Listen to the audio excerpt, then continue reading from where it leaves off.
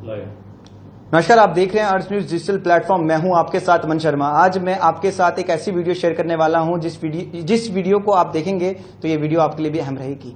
और ये वीडियो को ज्यादा से ज्यादा इसलिए शेयर करिएगा क्योंकि आपके परिवार में किसी न किसी को किडनी बीमारी जो है वो होगी और परेशान होंगे और उन्हें कहीं ना कहीं एक बेहतरीन इलाज जो है वो नहीं मिल रहा होगा। किडनी बीमारी एक ऐसी बीमारी है जो बिना आवाज के आपके बदन को खत्म कर देती है और कहीं ना कहीं इसके सिम्टम्स भी जो हैं वो पता नहीं चल पाते हैं। इसी के रिलेटेड आज मैं डॉक्टर फयाज जी से खास बातचीत करूंगा जो इसके रिलेटेड पूरी जानकारी देंगे। और सर, किडनी एक ऐसी बीमारी है, एक ऐसी साइलेंट डिजीज बन चुकी है, लोगों को इसके सिम्टम्स जो हैं वो नहीं पता चल पाते हैं। क्या कुछ इसके सिम्टम्स रहते हैं और किस तरह से लोग जो हैं वो इसको क्योर करें?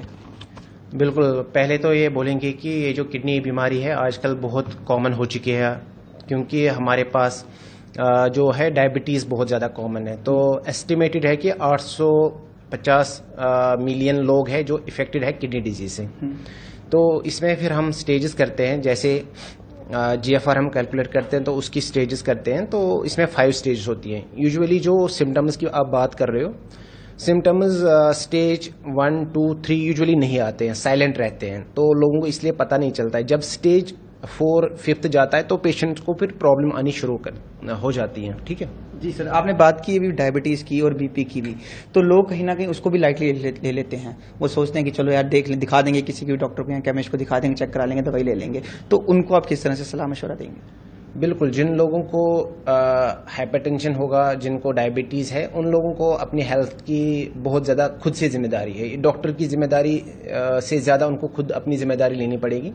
दोनों चीज़ कंट्रोल हो सकते हैं। तो दोनों चीज़ों के लिए अभी लेटेस्ट एडवांस मेडिसिन अवेलेबल है, दोनों को हमें कंट्रोल करना है। एक टारगेट होती है, जैसे ब्लड प्रेशर का 130 से कम रहना चाहिए और शुगर का लेस देन 130 फास्टिंग में रहना चाहिए और लेस देन 180 खाने के बाद रहना चाहिए। ये दो अगर हमें टारगेट अचीव होते हैं ताकि फिर हमें हार्ट डिजीज, किडनी डिजीज और ब्रेन डिजीज बहुत कम हो जाते हैं। तो इनको ये जो 2 बीमारियां हैं बिल्कुल लाइटली नहीं लेना चाहिए, बहुत कॉमन है। अगर हम डायबिटीज़ की बात करेंगे, डायबिटीज़ से ज़्यादा इफेक्ट होते हैं किडनीज। अगर 3 में से 1 लोग को किडनी बीमारी हो जाती है और हाइपरटेंशन की वजह से अगर 5 लोग हैं तो 1 को किडनी इफेक्ट हो जाती है। तो ये सारे लोग, क्योंकि पॉपुलेशन ज़्यादा है तो एस्टिमेट करके बहुत ज़्यादा लोग हो जाते हैं जिनको ये प्रॉब्लम आती है। तो इससे फिर बहुत ज़्यादा कॉस्ट, जो अगर किडनी डिजीज़ बढ़ जाती है तो इसमें फिर कॉस्ट ऑफ ट्रीटमेंट ज़्यादा रहता है, मॉर्बिडिटी ज़्यादा रहता है, प्रॉब्लम्स ज़्यादा रहती हैं। तो इसलिए दोनों बीमारियों को अर्ली हमें कंट्रोल करना चाहिए ताकि हमें फ्यूचर में ना दिक्कत आ जाए। सर, डायलिसिस की बात करें तो एक बड़ी स्टेज रहती है, तो लोग इसे कैसे समझें कि ये डायलिसिस भी करवाना जो है वो एक टाइम पर ज़रूरी हो जाता है जब किडनी कहीं ना कहीं साथ नहीं देती है? बिल्कुल, ये आपका बहुत अच्छा सवाल है। इसमें हम डायलिसिस का इसमें तरीका ये रहता है कि जब हम GFR से किडनी का स्टेजिंग करते हैं तो 5 स्टेज रहते हैं। तो जो डायलिसिस वाला स्टेज होता है 5th स्टेज होता है, लास्ट वाला, उसको हम एंड स्टेज बोलते हैं। ठीक है, तो GFR लेस देन 15 होगा तो फिर हमें डायलिसिस की तरफ जाना होता है कि पेशेंट, फिर हम देखते हैं इसमें 2 स्कूल ऑफ थॉट रहते हैं। ठीक है, एक तो ये बोलते हैं कि 15 हो गया GFR, अब ये रिवर्सिबल फैक्टर नहीं है, इरिवर्सिबल हो गया तो हमें डायलिसिस करना चाहिए। इसको हम स्मूथ ट्रांजिशन, पेशेंट को दिक्कत नहीं है बट स्मूथली पेशेंट जाता है एक थेरेपी की तरफ। दूसरा ये होता है कि उसमें हम GFR को लेते हैं और पेशेंट को साथ में लेते हैं। मान लो सिम्टम्स आए, पेशेंट की दिक्कत आ गई, सूजन आना शुरू हो गया, एनीमिया, मान लो खून कमी हो जाना, वीकनेस आ जाई, खारिश रहती है बॉडी में, भूख नहीं लगना या नींद में प्रॉब्लम रहती है या थका थका सा रहता है शरीर, तो इन पेशेंट को फिर डायलिसिस की तरफ जाते हैं। तो उसको हम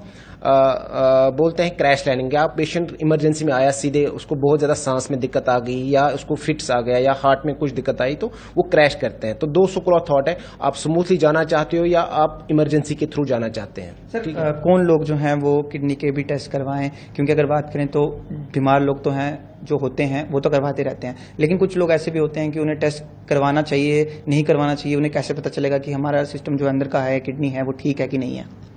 बिल्कुल, ये जो इसमें एक्चुअली जो इन्वेस्टिगेशन होती है, जो हम KFT बोलते हैं या यूरिन का टेस्ट होता है, ये सब को करना चाहिए इरेस्पेक्टिव, क्योंकि ये कॉस्ट इफेक्टिव है। इसमें इतना ज़्यादा महंगे नहीं रहते हैं। तो बट हम जब बात करते हैं स्टैंडर्ड की, तो एक तो जो रिस्क ग्रुप होते हैं, मान लो जिनको हाइपरटेंशन है, जिनको डायबिटीज़ है, जिनको ओबेसिटी है, वज़न ज़्यादा है, या प्रेग्नेंट लेडीज़ होती हैं, या जिनको घर में किडनी की प्रॉब्लम होती है, मान लो उनको किसी को घर में किडनी की प्रॉब्लम है, उनको टेस्ट करने होते हैं, ये हाई रिस्क ग्रुप होते हैं। और जब एज 40 से ज़्यादा होगी तो साल में एक बार अपना इन्वेस्टिगेशन बेसलाइन करना चाहिए, उसमें किडनी का टेस्ट, शुगर का टेस्ट, ब्लड प्रेशर अपना चेक करना चाहिए। ठीक है, आपने एक बात बड़ी अच्छी कही, जेब खर्च, उसको भी आप बताएंगे कि किस तरह से, क्योंकि काफ़ी सारे लोग होते हैं वो घबरा जाते हैं पहले ही टेस्ट करवाने से कि यार महंगा होगा या ऐसा होगा, कुछ उनको क्या नहीं, इन्वेस्टिगेशन उतनी महंगी नहीं होता है, एक सिंपल टेस्ट है, बिल्कुल नॉमिनल रेट्स में हो जाता है और हर जगह अवेलेबल है, ऐसा नहीं है। एक सिंपल अल्ट्रासाउंड करेंगे, एक KFT करेंगे, एक यूरिन का टेस्ट है, इसमें उतना ज़्यादा कॉस्ट नहीं पड़ता है। जैसे जैसे बीमारी बढ़ती है उसमें फिर दवाइयाँ महंगी पड़ती हैं और फिर उसमें डायलिसिस बाकी चीज़ें करना वो तो बहुत ज़्यादा उसमें पैसे लग जाते हैं। इसलिए बेटर होता है कि अर्ली डिटेक्शन और अर्ली ट्रीटमेंट इन लोगों के लिए बहुत अच्छा रहता है। तो ये थे हमारे साथ डॉक्टर फयाज बानी, जिन्होंने काफ़ी अच्छी जानकारी दी है और किडनी स्पेशलिस्ट हैं। आखिरी में जाते जाते फयाज जी क्या संदेश देंगे आप जम्मू वासियों को, किस तरह से वो अपने आप का ध्यान रखें? लोगों के लिए मैसेज रहेगा, जो भी लोग हैं जिनको ये प्रॉब्लम्स है, तो अर्ली डिटेक्शन इम्पॉर्टेंट है इसमें, अर्ली डिटेक्शन, अर्ली ट्रीटमेंट, ताकि हम जो किडनीज हैं हम उनको प्रोटेक्ट कर सकते हैं।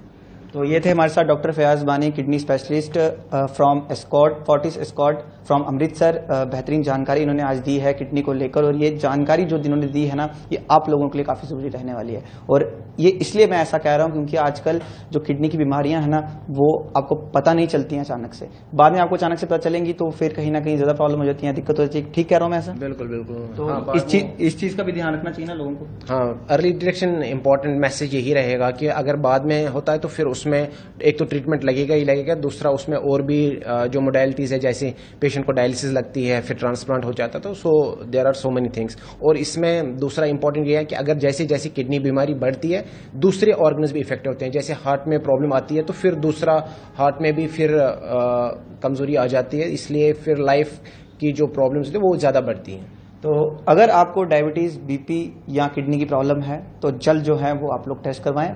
Fortis Escorts kidney specialist doctor Fayaz Bani जो है वो हमेशा आपके साथ खड़े रहेंगे, आप इनको संपर्क कर सकते हैं, या आपको हर एक प्रॉब्लम का जो है वो हल बताएंगे और आप इनसे मिल भी सकते हैं। फिलहाल इस वीडियो को शेयर जरूर करिएगा ताकि ये वीडियो जो है वो हर किसी तक पहुंच सके। देखते रहिए अर्थ न्यूज़, क्या ना पर्सन अश्वनी के साथ, दीजिए इजाजत, नमस्कार।